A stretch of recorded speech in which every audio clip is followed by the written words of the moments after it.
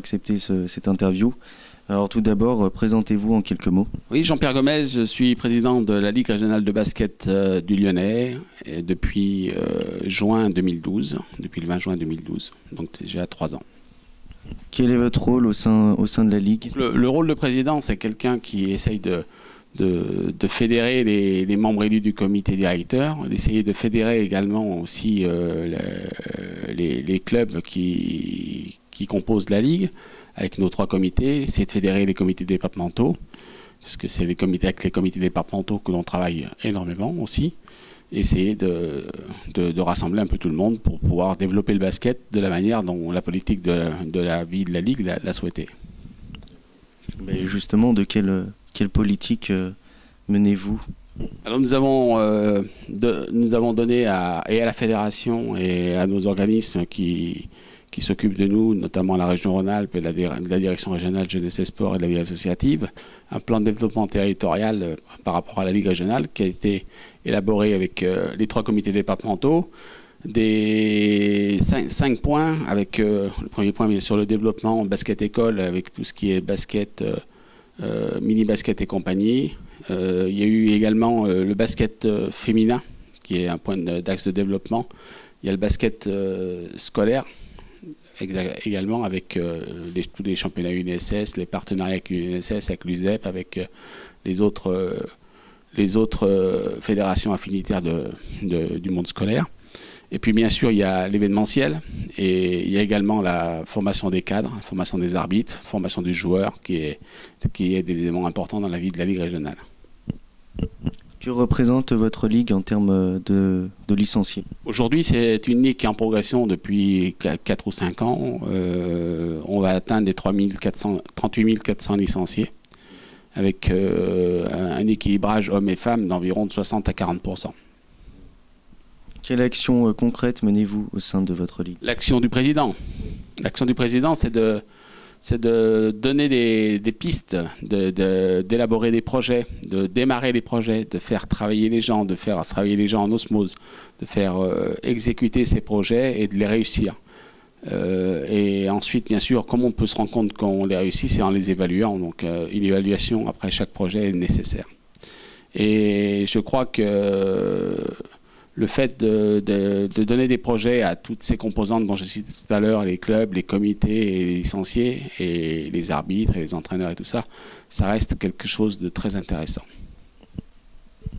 Quels sont les prochains projets justement à venir? Alors les projets, bien sûr, l'élaboration de notre plan de développement territorial, bien sûr que c'est une importance capitale avec l'accompagnement des clubs également, parce que les clubs ont besoin d'être soutenus au quotidien, ça me semble important.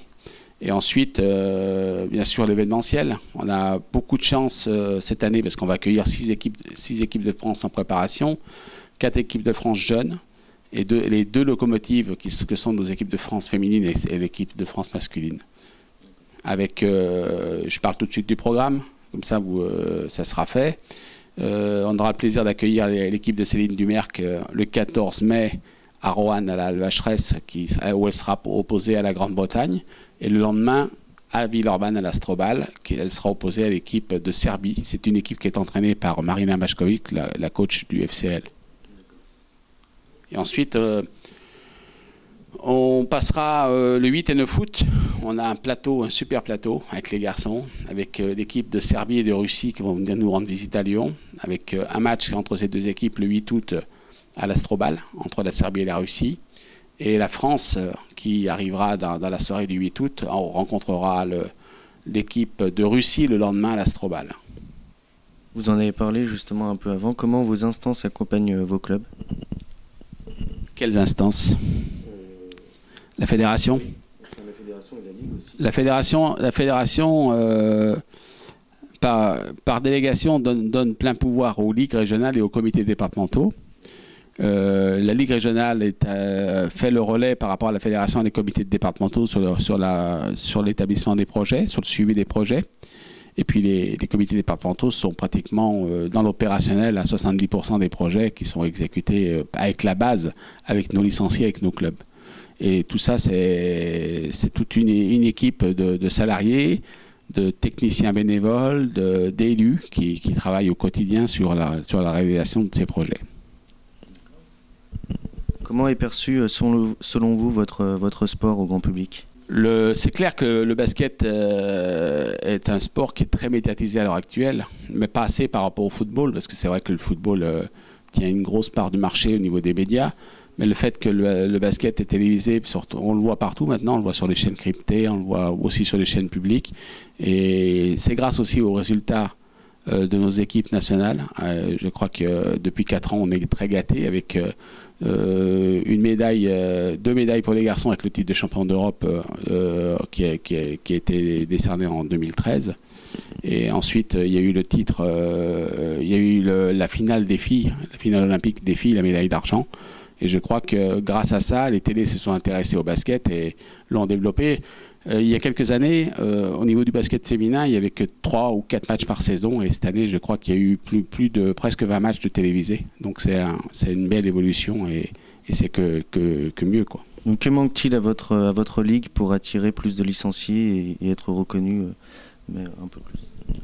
Alors plus de licenciés, c'est assez complexe. Je pense qu'il faut faire une évaluation un peu au niveau du maillage territorial pour savoir qui a besoin de prendre des licenciés de plus. Il y a des super idées qui disent, qui peuvent entreprendre de dire qu'un club qui a entre 40 et 120 licenciés peut encore accueillir des licenciés. Et il y a des clubs qui ont déjà 450, 500 licenciés qui, eux, ne peuvent pas accueillir. Et puis, il y a des endroits où il y a des gymnases, où il n'y a pas de club. Alors, je pense qu'il y a 2 orientations qu'il faut maintenir. C'est déjà travailler avec l'existant, le pérenniser, c'est-à-dire tous ces clubs qui sont à moins de 140, 150 licenciés, essayer de les faire augmenter de 10%, voire même de 10 licenciés par saison, c'est déjà un résultat énorme. Et puis d'aller voir si dans ces clubs où il y a, dans ces villes où il n'y a pas de club de basket, où il y a un gymnase, si on ne peut pas ouvrir un club de basket et inciter des dirigeants, parce que le travail est fait par des bénévoles, donc voir s'il n'y a pas des dirigeants qui peuvent ouvrir ce club de basket et les aider, quoi, en mettant à disposition du matériel, en mettant à disposition des ballons, en les aidant. Vous en avez parlé tout à l'heure, justement, le développement du basket féminin. Pensez-vous justement que c'est une des priorités de la Ligue ? Je crois qu'on n'a pas le choix. Si on est dans un monde de parité au jour d'aujourd'hui, que ce soit au niveau politique, avec les départementales que vous avez vues, c'était un homme et une femme en tant que conseiller départemental. Je crois qu'on n'a pas le choix que de s'occuper du basket féminin, même si c'est vrai que c'est pas aussi bien médiatisé que le basket masculin.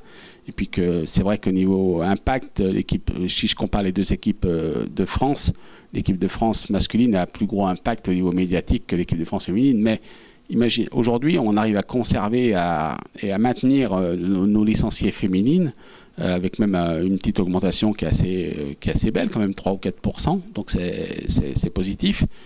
Et je crois que si on ne ferait pas ce développement que l'on fait aujourd'hui, que ce soit au niveau de nos comités départementaux, que ce soit au niveau de la Ligue régionale, que ce soit au niveau de la fédération, je crois qu'on sera en perte de licenciés sur le basket féminin. Donc il faut persister les efforts que l'on fait, il faut valoriser, il faut au contraire doubler le capital confiance sur ce basket féminin. Je crois que c'est un capital confiance qu'il faut accorder et que les salles soient remplies quand il y a des matchs de basket féminin. Je crois que sur Lyon, il n'y a pas de problème. L'autre jour, je suis allé, malgré toute la difficulté qu'avait Lyon Basket à faire cette saison, parce qu'il y a tout un enchaînement de difficultés financières depuis ces 2 dernières années et qu'ils ont pu surmonter, et que je crois que le fait qu'ils arrivent à remplir la salle de Mado Bonnet chaque match, je crois que c'est une belle réussite et ça laisse envisager une super saison l'année prochaine, quoi, parce que je crois qu'il y aura un peu plus de moyens, donc un peu plus et ça va nous aider, nous aussi, parce qu'il nous faut une locomotive pour développer le basket féminin au niveau de Lyon, au niveau de la région Rhône-Alpes. Pour nous, c'est important qu'il y ait une équipe de Lyon Basket féminin qui marche très fort. Ce qu'on peut souhaiter aussi pour les prochaines années à venir pour la Ligue et pour vous. Mon vœu le plus grand, moi, c'est de... Aujourd'hui, on a un pôle espoir mixte, filles et garçons. On a des jeunes qui sortent et on a des jeunes qui ne trouvent pas... Tout le monde ne peut pas jouer en Pro A. Tout le monde ne peut pas jouer en 2e division. Et on a des jeunes qui ne trouvent pas d'équipe à leur niveau sur la région lyonnaise.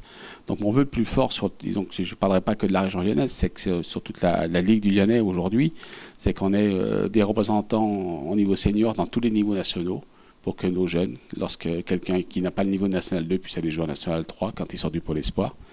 Quelqu'un qui puisse aller jouer, qui a le potentiel pour jouer en Pro A ou en Pro B, qui puisse trouver un centre de formation, qui puisse l'accueillir à la sortie du Pôle Espoir. Et pareil pour les filles. Donc si on arrive à avoir une équipe dans chaque niveau fédéral, ça me semble hyper important. Et c'est le plus grand souhait que je souhaite réaliser. Le jeu prime tout. Hein. On a beau faire des projets de développement, si derrière, au niveau jeu, il n'y a pas de niveau... ça ne sert à rien, donc il faut à tout prix qu'on ait des résultats et qu'on ait des équipes qui brillent. Comment se porte la région Rhône-Alpes au niveau du basket par rapport aux autres régions?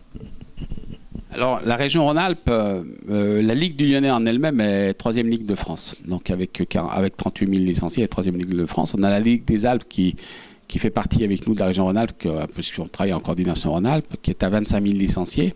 Donc si vous faites addition des deux, on est à 63 000 licenciés. À 63 000 licenciés, on se classe dans l'une des premières régions de France. Peut-être pas la première, parce qu'il y a l'Île-de-France qui sera au-delà, mais dans l'une des premières régions, avec les Pays de la Loire.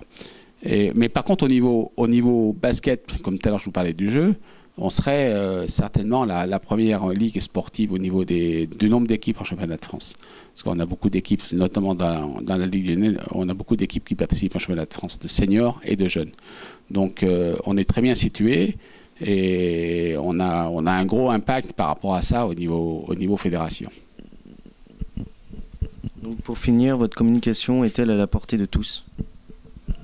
La communication que fait la Ligue régionale au niveau du basket, oui, bien sûr, elle est à la portée de tous. Elle est avec les réseaux sociaux, avec Twitter, avec Facebook, avec le site internet de la Ligue qui prend de plus en plus d'ampleur.